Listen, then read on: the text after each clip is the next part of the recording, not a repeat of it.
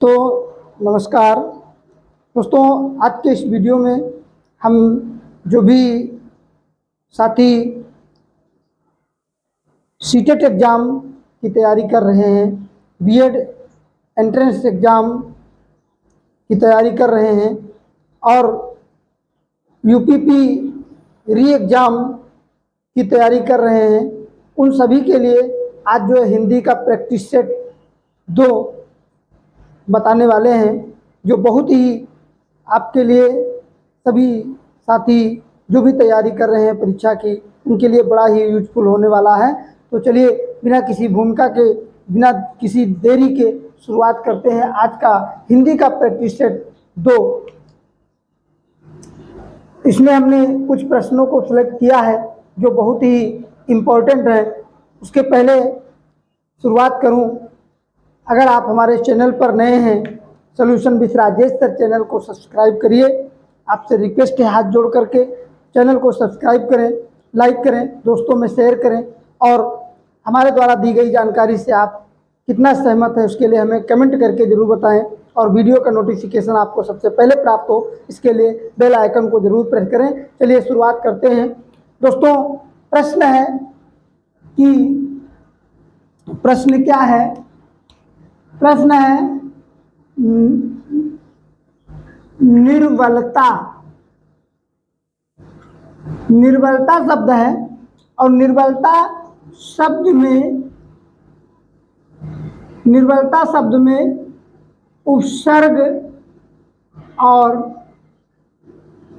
प्रत्यय बताना है। निर्बलता शब्द में उपसर्ग और प्रत्यय बताइए।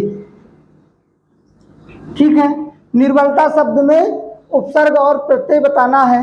तो देखिए, जो निर्बलता शब्द है इसमें निर उपसर्ग है और जो बल शब्द है ये मूल शब्द है, प्लस ता इसमें शब्द है, क्या प्रत्यय है।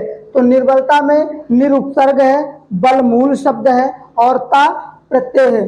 दोस्तों अगला प्रश्न है, बहुत ही इम्पोर्टेंट क्वेश्चन हमने आज इस वीडियो में लिए हैं। तो दूसरा प्रश्न है कि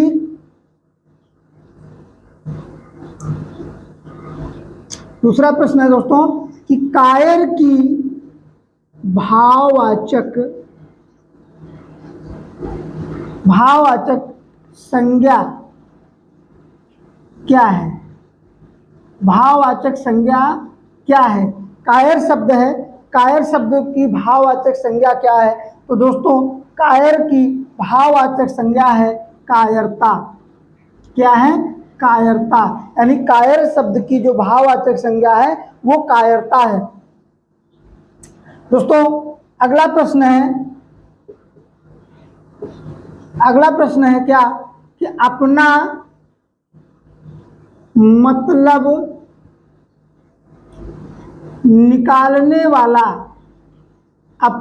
मतलब निकालने वाला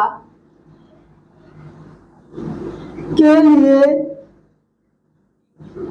उचित शब्द क्या है? उचित शब्द यानी अपना शब्द निकालने वाला के लिए उचित एक शब्द आपको बताना है। तो जो अपना मतलब निकालने वाला होता है, सिर्फ अपना ही मतलब सोचता है, उसको स्वार्थी कहते हैं। क्या कहते हैं? स्वार्थी। तो अपना शब्द निकालने वाले के लिए जो है एक उचित शब्द क्या है? स्वार्थी है। दोस्तों अगला प्रश्न है, विद्यार्थी में कौन सी संधि है? कौन सी संधि है?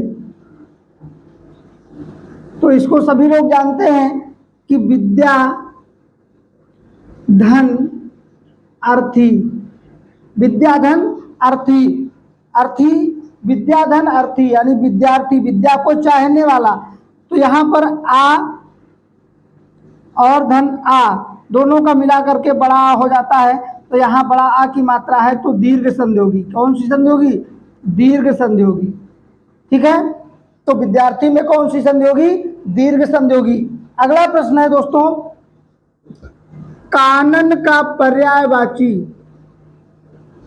कानन का पर्यायवाची शब्द क्या है?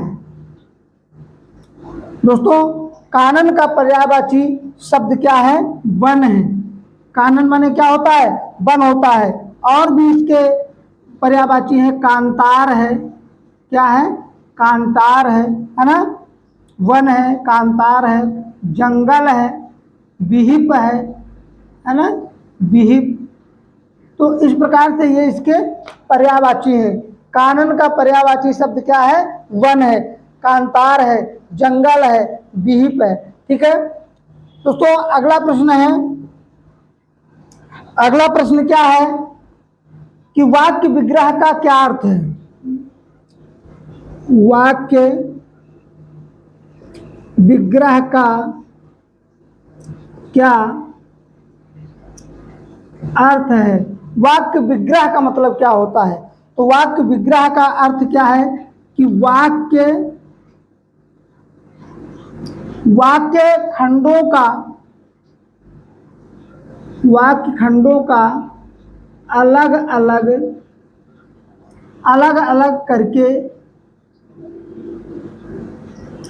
अलग करके उनका संबंध बताना, ये वाक्य विग्रह का अर्थ। वाक्य विग्रह का क्या अर्थ है कि वाक्य खंडों का अलग अलग करके उनका संबंध बताना। दोस्तों अगला है कि बिन पग चले सुने बिन काना। रामचरितमानस की चौपाई है बिन काना।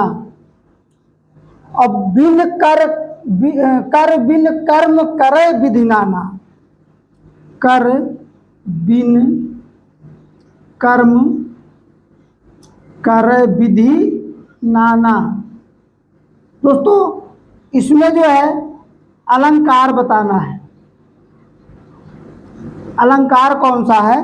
तो बिन पग चले सुने बिन काना और कर बिन कर्म करे विधि नाना। तो इसमें अलंकार दोस्तों विभावना अलंकार है। कौन सा है? विभावना है, क्योंकि बिना पग के चलता है, बिना कानों के सुनता है। सुने बिन काना, बिना कानों के सुनता है। और कर बिन कर्म, यानी कर माने हाथ, हाथ के बिना जो है अनेक विविध प्रकार के कार्य करता है। कौन? वो है ईश्वर, अर्थात अकारण ही जो है ये सारे कार्य करता है। तो यहाँ पर विभावना अलंकार होगा। दोस्तों ये जो आज का टॉपिक है ये बहुत ही वेरी मोस्ट इम्पॉर्टेंट टॉपिक है।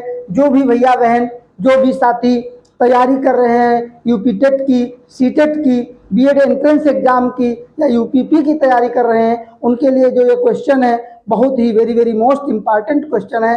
दोस्तों ध्यान से इसको समझना है। दोस्तों इसके आगे अगला प्रश्न है। अगला प्रश्न क्या है कि परसीमन का विलोम बताना है।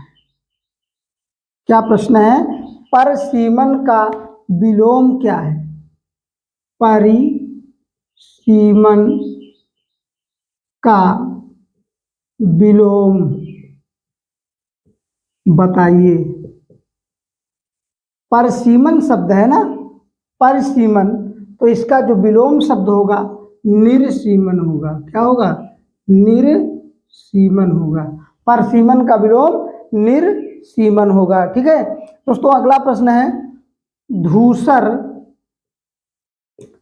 शब्द का पर्याय है। धूसर शब्द का पर्यायवाची बताना है। पर्यायवाची बताइए। तो धूसर शब्द है, धूसर का मतलब होता है बेसर का, बेसर। ठीक है, और इसका होता है गर्दभ। क्या होता है? गर्दभ या गदहा कह दो, है ना, गदहा। ठीक है, तो ये धूसर शब्द का पर्यायवाची है बेसर, गर्दभ, गदहा, है ना। और दोस्तों अगला प्रश्न है धूतो। क्या? धूतों अर्थात अर्थात जीवों द्वारा होने वाला, जीवों द्वारा होने वाला दुख, जो जीवों द्वारा होने वाला दुख वाक्य के लिए एक शब्द, दुख वाक्य के लिए एक शब्द क्या है? जो धूतों अर्थात जीवों द्वारा होने वाला दुख, इसके लिए एक शब्द क्या है? तो इसके लिए आदि भौतिक होगा। क्या? आदि भौतिक। आदि भौतिक एक शब्द है इसके लिए। ठीक है दोस्तों, अगला प्रश्न है। अगला प्रश्न क्या है कि ऊंट की चोरी निहुरे निहुरे, ऊंट की चोरी निहुरे निहुरे, ऊंट की चोरी निहुरे निहुरे का अर्थ क्या है? का अर्थ है, अब ऊंट की चोरी निहुरे निहुरे का अर्थ बताना है ना, यानी मुहावरा है ऊंट की चोरी निहुरे निहुरे, इसका अर्थ बताना है। तो देखिए, ऊंट एक बड़ा सा जानवर है, तो उसकी चोरी जो है क्या छुप करके की जा सकती है? नहीं की जा सकती है ना। तो ऊंट की चोरी निहुरे निहुरे का मतलब है कि किसी जो है बड़े काम छिपकर नहीं किए जा सकते ना। तो इसका मतलब क्या है कि बड़े काम छिपकर नहीं किए जा सकते, है ना। बड़े काम छिपकर नहीं किए जा सकते हैं। चलिए अगला प्रश्न है दोस्तों, पंकज, पंकज में कौन सा समास है? में कौन सा समास है? पंकज शब्द में कौन सा समास है? समास बताना है। देखिए पंकज है ना, पंक, पंक माने कीचड़, और जा है ना पंकज, जा माने जन्म लेने वाला, है ना। पंक धन अज यानी पंकज, तो पंक माने कीचड़ और जा माने जन्म लेने वाला। जो पंक यानी कीचड़ में जन्म लेने वाला क्या होता है? कमल होता है। क्या होता है? कमल होता है। तो इसका मतलब बहुव्रीहि समास है। क्या है? बहुव्रीहि समास। ठीक, बहुव्रीहि समास है पंकज में, है ना। दोस्तों अगला प्रश्न है, आयोग वाह कहा जाता है। क्या? आयोग वाह कहा या किसे कहा जाता है? किसे कहा जाता है? अयोगवाह किसे कहा जाता है? तो अयोगवाह अनुस्वार को, अनुस्वार और विसर्ग को कहा जाता है। किसको कहा जाता है? विसर्ग को। ठीक, तो अनुस्वार और विसर्ग ये अयोगवाह कहलाते हैं। दोस्तों अगला प्रश्न है, अगला प्रश्न क्या है? एक उदाहरण है कि एक और अजगरहि लखै, अजगरहि लखै, एक और अजगरहि लखै, एक और मृगराय, एक और मृग राय, है ना। निकल बटोही जीव ही, है ना, और परियो मूर्छा खाए। निकट विकल बटोही, विकल बटोही बीच ही परियो मूर्छा खाए, परियो मूर्छा खाए। दोस्तों इसमें जो है, इस पंक्ति में आपको क्या बताना है? रस बताना है। तो एक ओर अजगर लखे, यानी एक तरफ जो है अजगर देख रहा है और एक ओर मृग देख रहा है ना।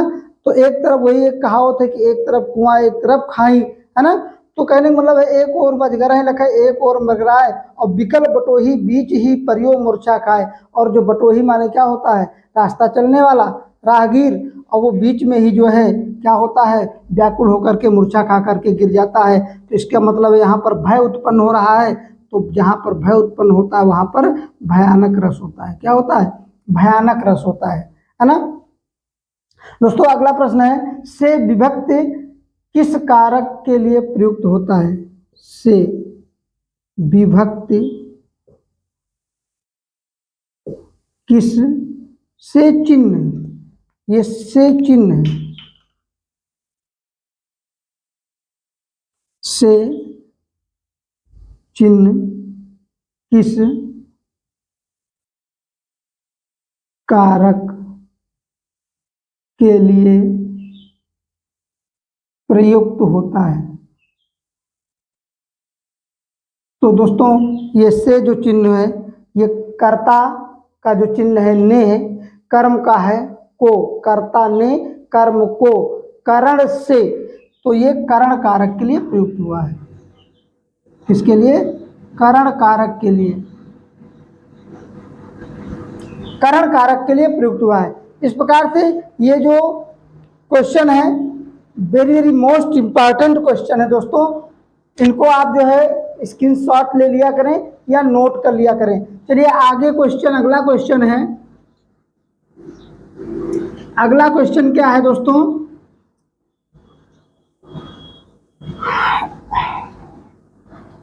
अगला क्वेश्चन है कि सुई का तत्सम रूप क्या है। सुई का तत्सम रूप क्या है। देखिए सुई का तत्सम रूप हमने आपको पिछले वीडियो में बताया है। आप जो है पिछले वीडियो आप देख लेंगे तो उसमें तत्सम और तद्भव हमने बताया है। वीडियो का लिंक जो है डिस्क्रिप्शन में मिल जाएगा। तो सुई का तत्सम रूप क्या है, सूची है। क्या है, सूची है। ठीक है, तत्सम रूप सूची। उसके बाद में घड़ी का तत्सम रूप क्या है, घड़ी का तत्सम रूप, घड़ी का तत्सम रूप दोस्तों घटिका है। क्या है, घटिका है। घड़ी का तत्सम रूप घटिका है। ठीक, सूत का तत्सम रूप क्या है, सूत का सूत्र होगा। सूत्र का क्या होगा, सूत का सूत्र होगा। हीरा का क्या होगा, हीरा का तत्सम रूप, तो हीरा का तत्सम रूप हीरक होगा, है ना। मनुष्य का तत्सम रूप क्या है, मनुष्य का मानव होगा। देखिए ये इंपॉर्टेंट क्वेश्चन है, बहुत ही इंपॉर्टेंट। ठीक है, सिर का तत्सम क्या होगा, ये सिर होगा, है ना। सिर का तत्सम रूप ये सिर लिखा होगा, है ना। शीश का तत्सम रूप क्या होगा, शीश, इसका होगा शीर्ष, हाँ शीर्ष होगा। ठीक है, शीर्ष होगा। तो ये बहुत ही इंपॉर्टेंट क्वेश्चन है ना। आगे अगला प्रश्न है दोस्तों, क्या है कि भक्तमाल के रचनाकार, भक्तमाल के रचनाकार कौन है। भक्तमाल के रचनाकार है नाभादास। एक अजान 100 अजान एक सुजान, 100 अजान एक सुजान के लेखक, 100 अजान एक सुजान के लेखक हैं बालकृष्ण भट्ट।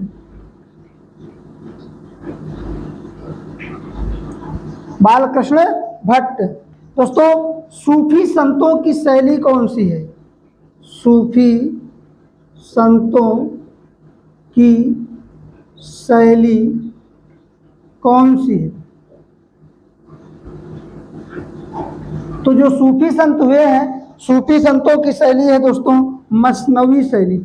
उन्होंने जो भी रचनाएं लिखी उसमें उन्होंने जो मसनवी शैली का प्रयोग किया है। किसका प्रयोग किया, मसनवी शैली का प्रयोग किया है। ठीक है, तो इस प्रकार से ये जो आज के वीडियो में सिर्फ इतना ही, जो आपके लिए very very most important question है मिलते हैं अगले वीडियो में जो है प्रैक्टिस 3 के साथ। तब तक के लिए नमस्कार।